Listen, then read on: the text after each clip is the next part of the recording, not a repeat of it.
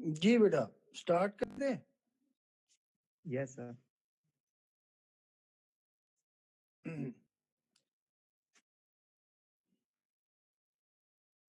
ले बेटा, next page हमारे पास ये है।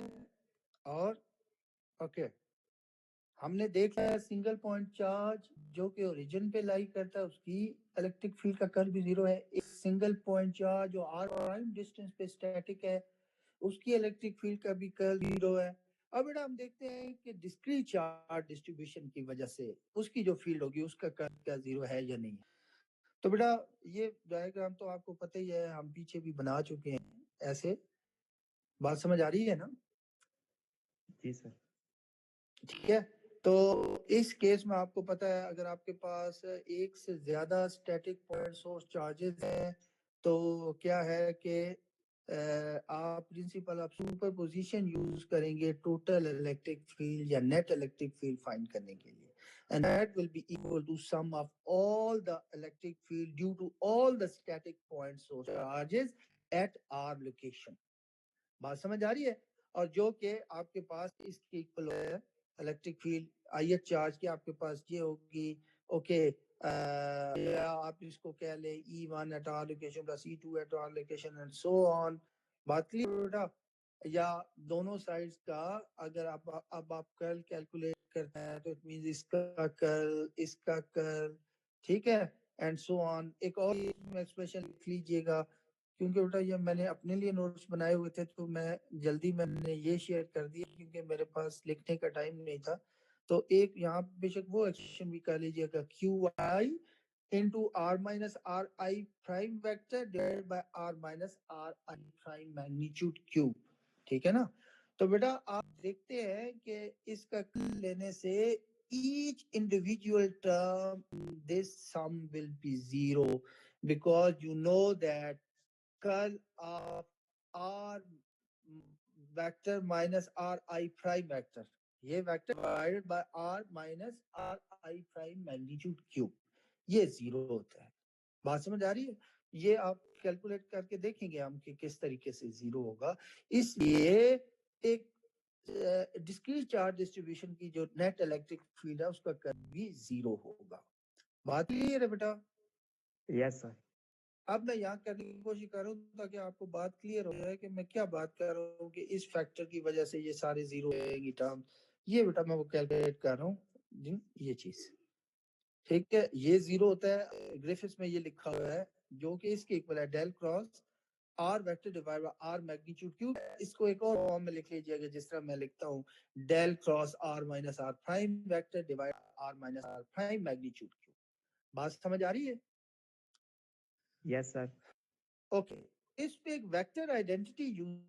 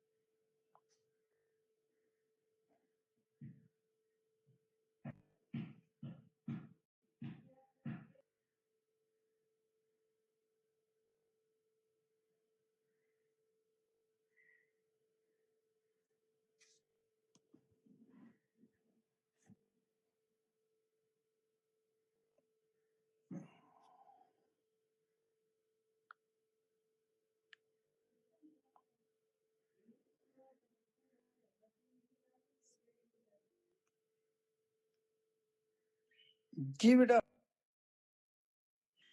जी सर, आवाज आ रही। हाँ, दरमियान में शायद कोई नेट की फ्लक्चुएशन की वजह से मीटिंग, हम बात इस पेज पे थे ना, इस पेज पे थे। ठीक है बेटा। जी सर। ओके, मैं ये पूछता रहता हूँ कि ताकि आपको मुझे पता चलता रहे कि आपको मेरी आवाज तो आ रही है। ओके, तो एफ को हम रिप्लेस कर दें 1 divide by r minus r prime magnitude cube, और ए को हम रिप्लेस कर देते हैं r minus r prime vector. ठीक है, तो नेक्स्ट पेज में आपके साथ शेयर करने जा रहा हूँ, जिसमें आपके पास ये स्लाइड है, ये चीज। तो ये बेटा आप देख रहे हैं कि मैंने वही वेक्टर आइडेंटिटी यूज कर दी है। ठीक है, और हमें पता है इसकी जगह आप लिखे r minus r prime vector, this is r minus r prime magnitude cube. आपको पता है r minus r prime vector जो है वो इसके इक्वल है, और r minus r prime magnitude के इक्वल है, तो क्यूब जो है r minus r prime magnitude cube 3/2 के इक्वल होगा। तो बेटा कैलकुलेट कर लेते हैं पहले डेल क्रॉस आर, ये आर वेक्टर यानी r minus r prime vector, और इसका कर्ल हमने कैलकुलेट करना है। तो आपको पता है बेटा इजी है, हम आप ये इजीली कैलकुलेट कर सकते हैं, इसलिए मैंने डायरेक्ट आंसर कर दिया है कि इसका कर्ल 0 आएगा। बात समझ आ रही है? जी सर। ओके, इसका ग्रेडियंट फाइंड करना है 1 by r minus r prime magnitude cube का। ठीक है, तो बेटा ये मैं ग्रेडियंट फाइंड करने के लिए, आपको पता है कि ग्रेडियंट हम इस तरीके से फाइंड, बाकी तो देख लेंगे ना, बहुत आसान है, ये कैलकुलेशन करना आपके लिए कोई मुश्किल नहीं है। ठीक है, तो इसका जो ग्रेडियंट है वो इस इक्वल आ गया। मैंने असल में इसको 1 बाय आर क्यूब, आपको पता है कि हम with respect to cartesian coordinates हम ग्रेडियंट ले रहे हैं, तो इसमें इस 1 आर क्यूब का विद रिस्पेक्ट टू एक्स हमें पार्शियली डिफरेंशिएट करना है, जिसका आंसर ये आएगा, और विद रिस्पेक्ट टू वाई हमें पार्शियली डिफरेंशिएट करना है, जिसका आंसर ये आएगा, with respect to z partially differentiate करना है, जिसका आंसर ये आएगा। तो ये सारी वैल्यूज जब हम यहाँ पे सब्स्टिट्यूट कर देंगे, तो हमारे पास gradient of 1 by r minus r magnitude cube ये आ जाएगा। ठीक है, where this is r minus r prime vector minus 3 divided by r minus r prime magnitude 5 into r minus r prime vector। ये वैल्यू बेटा यहाँ पे substitute करते हैं, डेल क्रॉस आर क्योंकि 0 है, ये टर्म 0 हो जाएगी, और बेटा यहाँ पे इसकी वैल्यू सब्स्टिट्यूट करेंगे तो आपको पता है कि यहाँ पे भी r minus r prime vector है, और इसके साथ भी r minus r prime vector है, दरमियान में क्रॉस है। दो लाइक वेक्टर्स का अगर आप क्रॉस लें तो आपको क्या मिलेगा? 0। जी सर। Yes sir. इसलिए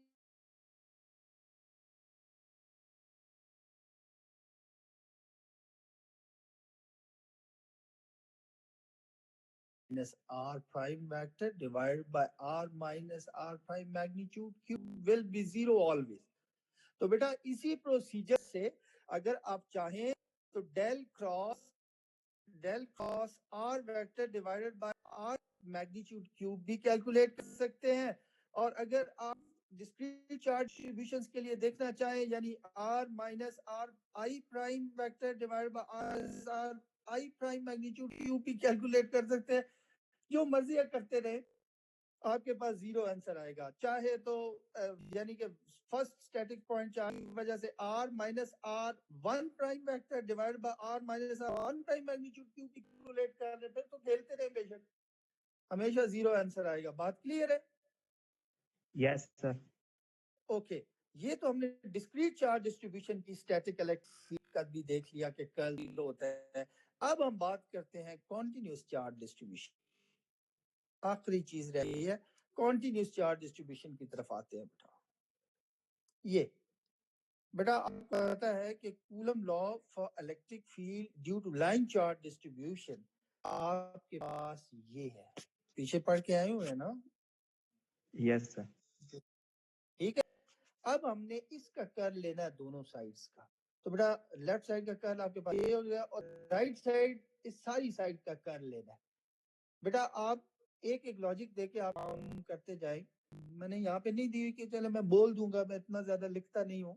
बस 1/4 पे एप्सिलॉन नॉट तो डेल ऑपरेटर से बाहर आ जाएगा क्योंकि वो कांस्टेंट है, ठीक है। और हम उस डेल ऑपरेटर को इंटीग्रेशन साइंस के अंदर भी ले जा सकते हैं। वजह ये है कि इंटीग्रेशन प्राइम वेरिएबल्स पे हो रही है, there are del operator operates on unprime variables. बात समझ आ रही है? तो बेटा अंदर जाके डेल ऑपरेटर इस पे ऑपरेट करेगा। बात समझ आ रही है? कर्ल ऑफ दिस, ठीक है ना? जी सर। और आप पता है ये कैलकुलेट भी अभी करके आ चुके हैं कि ये 0 होगा, तो आपके पास एक दफा फिर 0 आंसर आएगा, ठीक है। अब हम बात करते हैं, यस सर। अब हम बात करते हैं self charge, Coulomb law for electric field due to self charge distribution. ये आ गया, इसका भी दोनों साइड पे कर ले वही लॉजिक दे के 1/4 पे एप्सिलॉन नॉट डेल ऑपरेटर बाहर आ जाएगा, डेल ऑपरेटर अंदर भी ले जा सकते हैं क्योंकि इंटीग्रेशन प्राइम वेरिएबल पे है। Del operator operates on unprime variables, अंदर जाके डेल ऑपरेटर इस पे इस ऑपरेट करेगा, यानी कि आपके पास अंदर एक फैक्टर ये आएगा, यही वो फैक्टर है जो कि 0 होता है, तो बेटा फिर आप आंसर 0 आ जाएगा। बात समझ आ रही है? Yes sir. ओके। अब अगर आपके पास वॉल्यूम चार्ज डिस्ट्रीब्यूशन, यानी वॉल्यूम चार्ज डिस्ट्रीब्यूशन आपको पता है कि Coulomb law for electric field due to volume charge distribution आपके पास ये है, हम ये पढ़ के आ चुके हैं। अब इस दोनों साइड्स का अगर कर ले, फिर वही ऐसे ही है कि आपके पास बिल्कुल उसी तरीके से आपके पास अंदर ये फैक्टर आएगा, और ये फैक्टर क्योंकि हमेशा 0 है तो आपके पास क्रॉस ई 0 आएगा।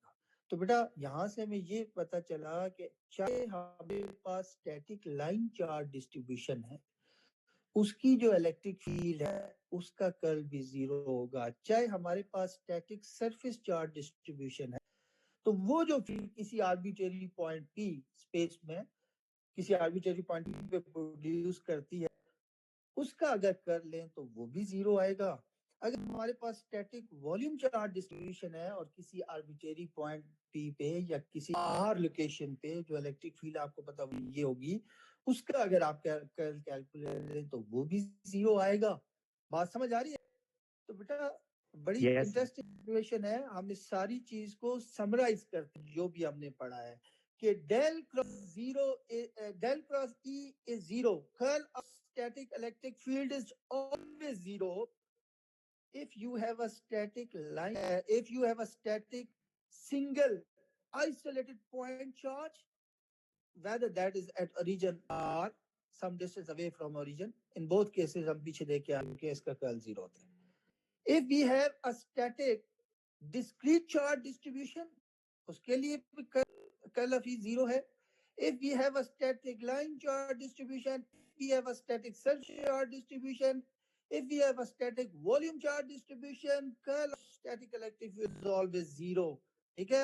For all static charges or static charge distributions, the curl of static electric field is all 0. बात समझ आ रही है बेटा? यानी static electric field is conservative field, and we can define potential and potential energies only for conservative fields or forces. तो बेटा यहाँ से ये this is very important result कि static electric field का divergence तो exist करता है, ये हम पीछे पढ़ के आ चुके हैं, जिसे हम कहते हैं differential form of Coulomb law, लेकिन static electric field curl exist नहीं करता, और ये तो डिफरेंशियल फॉर्म है, इंटीग्रल फॉर्म भी हम पढ़ के आ चुके हैं कि line integral of static electric field around closed path is always 0। ठीक है, इसका मतलब ये है कि ये कंजर्वेटिव फील्ड है स्टैटिक इलेक्ट्रिक फील्ड, यानी स्टेशनरी चार्ज या स्टेशनरी चार्जेस या स्टेशनरी चार्ज डिस्ट्रीब्यूशन जो इलेक्ट्रिक फील्ड प्रोड्यूस करते हैं वो कंजर्वेटिव है, और हम सब पोटेंशियल और पोटेंशियल एनर्जी कंजर्वेटिव फील्ड्स के लिए डिफाइन कर सकते हैं। तो बेटा गेस कर सकते हैं कि व्हाट इज कमिंग नेक्स्ट, कल के लेक्चर में क्या होने वाला है? कल के लेक्चर में जाहिर है हम इलेक्ट्रिक पोटेंशियल की बात करेंगे। बात समझ आ रही है ना? आगे फिर हम जाके इलेक्ट्रिक पोटेंशियल एनर्जी की बात करेंगे, क्योंकि हमें पता जो चल चुका है ये कंजर्वेटिव फील्ड है बेटा। यहाँ तक आज का लेक्चर खत्म होता है, तो आप बेटा अटेंडेंस कोई ले ले इस वक्त, और मुझे वो अटेंडेंस हमारा जो व्हाट्सएप ग्रुप है उसमें फॉरवर्ड कर दे। मीनवाइल जब तक जीआर अटेंडेंस लेती है बेटा, हम क्या करते हैं कि आप में से किसी को आज के कोई चीज समझ नहीं आई तो अपना माइक्रोफोन ऑन करके सवाल कर सकता है।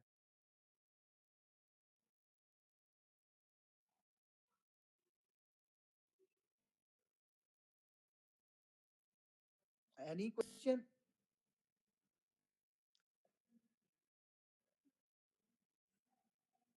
जी बेटा, नो क्वेश्चन, सबको समझ आई? जी सर, अटेंडेंस ले ली। चले ठीक है, समझ आ गई। मैं वो भी पूछ रहा हूँ, वो बात पूछ रहा हूँ कि आज के लेक्चर की समझ आ गई बेटा? सर जो जी जी सर जो स्टैटिक इलेक्ट्रिक फील्ड होती है वो कंजर्वेटिव होती है, और जो इंड्यूस्ड इलेक्ट्रिक फील्ड वो नॉन कंजर्वेटिव होती है। इंड्यूस इलेक्ट्रिक फील्ड तो बड़ी पहुंचे नहीं वहां पे, ठीक है। इंड्यूस इलेक्ट्रिक फील्ड चाहे तो वो स्टैटिक चार्ज की वजह से है तो वो कंजर्वेटिव ही होगी बेटा, समझ आ रही है? हाँ,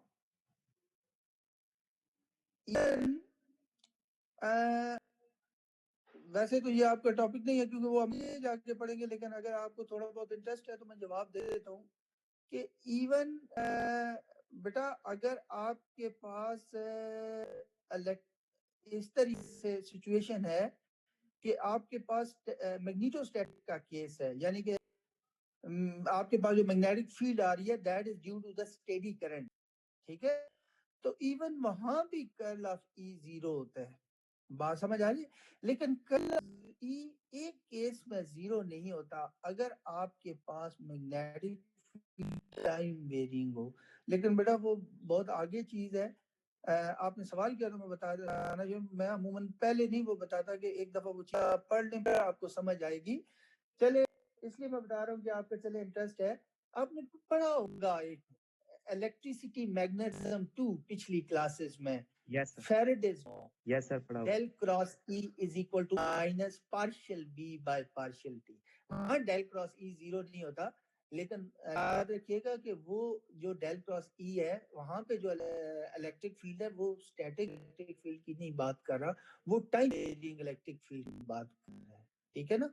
इसलिए उसका कर्ल 0 नहीं है, बल्कि वो है minus partial B partial t. इसको आप कहते हैं Faraday's law. Okay sir, clear है बेटा? क्लियर है जी बेटा सर बात? क्लियर। और किसी का कोई सवाल हो? नो क्वेश्चन बेटा, 3 मिनट ऊपर होगी कि नेक्स्ट टीचर ने क्लास लेनी होगी, लिंक सेंड कर दिया होगा उन्होंने। तो मैं आज यहाँ पे एंड करता हूँ, फिर हम कल इंशाल्लाह इलेक्ट्रोस्टैटिक पोटेंशियल की बात करेंगे बेटा। Thank you very much for joining me, take care बेटा, अल्लाह हाफिज, अस्सलाम वालेकुम।